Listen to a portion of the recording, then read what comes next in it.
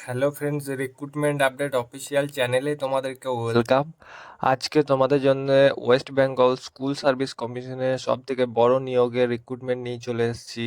সব থেকে বড় ভ্যাকেন্সি গ্রুপ ডি এবং ক্লার্ক এবং লাইব্রেরিয়ান পোস্টে নিয়োগ করছে।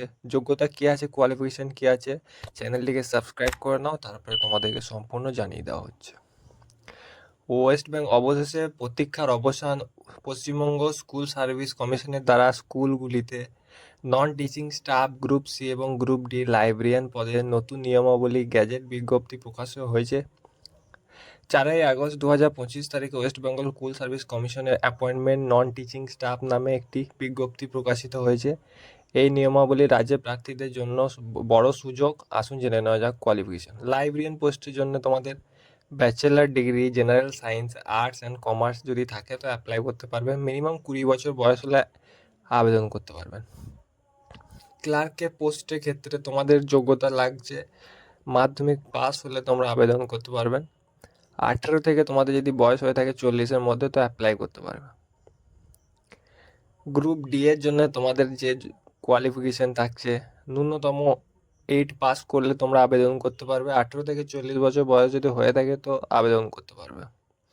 তো এই হচ্ছে তোমাদের নিয়োগ প্রক্রিয়া। এবারে নিয়োগ প্রক্রিয়াটি লিখিত পরীক্ষা ওএমআর ভিত্তিক একাডেমিক স্কোর এবং অভিজ্ঞতা এবং ইন্টারভিউর মাধ্যমে সম্পন্ন হবে। লাইব্রেরিয়ানের ক্ষেত্রে লিখিত পরীক্ষা হবে 75, একাডেমিক স্কোরে 10 নম্বর, অভিজ্ঞতা 5 নম্বর, ইন্টারভিউ 10 নম্বর থাকছে। ক্লার্কের জন্য মোট 100 নম্বর থাকছে।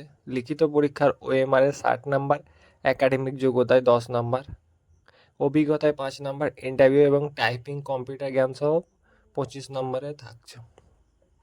25 ওয়ার্ডে।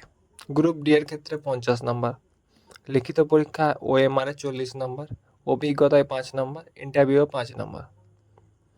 কিছু গুরুত্বপূর্ণ বিষয় আবেদনপত্র দিই। সমস্ত পদের জন্য আবেদন শুধুমাত্র অনলাইনে করা হবে। লিখিত পরীক্ষা ওএমআর মাল্টিপল চয়েস ধরনের। পরীক্ষার পর পরীক্ষার্থীদের ওএমআর শিটগুলি একটি ডুপ্লিকেট কপি নিজেদের কাছে রাখতে হবে। ইন্টারভিউ চূড়ান্ত সন্দেহপত্রের তুলনায় 2:1 অনুপাতে প্রার্থীদেরকে ডাকা হবে।